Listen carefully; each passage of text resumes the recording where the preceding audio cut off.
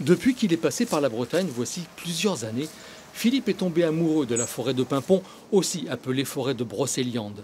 La sérénité des lieux colle à l'humus des sous-bois, se répand entre les fougères et l'eau dormante ou se délite dans les chemins. Le photographe paysagiste aime à se lever tôt pour en capter les premières ambiances.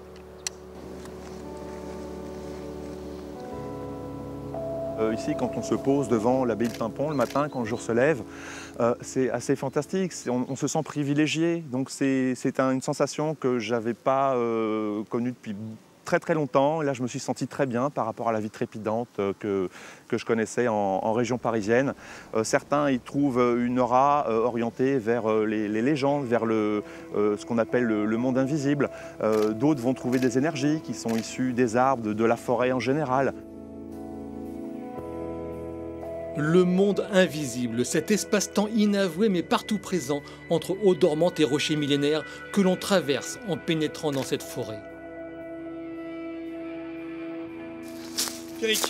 Bonjour Philippe. Comment vas-tu? Bien et toi? Bien. En balade? Ouais. Ce passage de la lumière à la pénombre avait à l'époque quelque chose d'angoissant. Plusieurs auteurs médiévaux entre 1180 et 1230 font allusion à des sites de la forêt.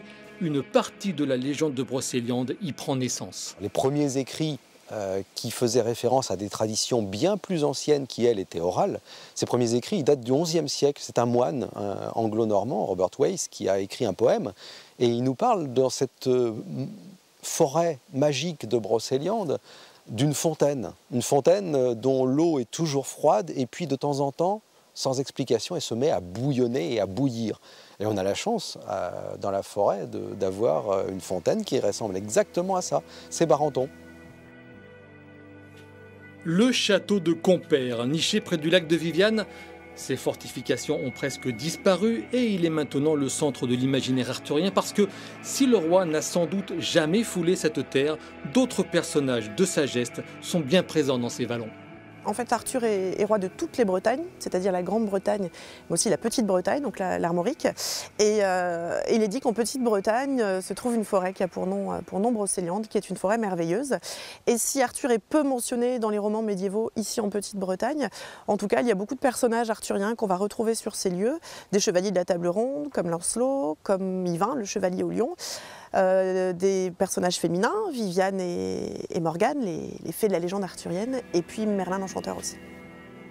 D'ailleurs, à côté du miroir aux fées, à l'entrée du Val sans retour, la même où Morgane avait emprisonné les chevaliers de la table ronde, on peut encore croiser l'Enchanteur. Cet arbre, il a un petit peu une forme de ramure de cerf.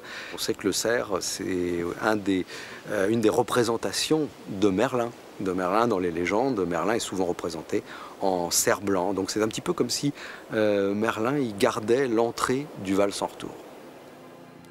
Et la magie de Brocéliande ne s'arrête pas là. Il suffit d'allonger la foulée. Un peu plus loin se trouve l'église du Graal, un lieu réhabilité par l'abbé Gillard dès 1942 où se mêlent symboles chrétiens et références à la légende arthurienne.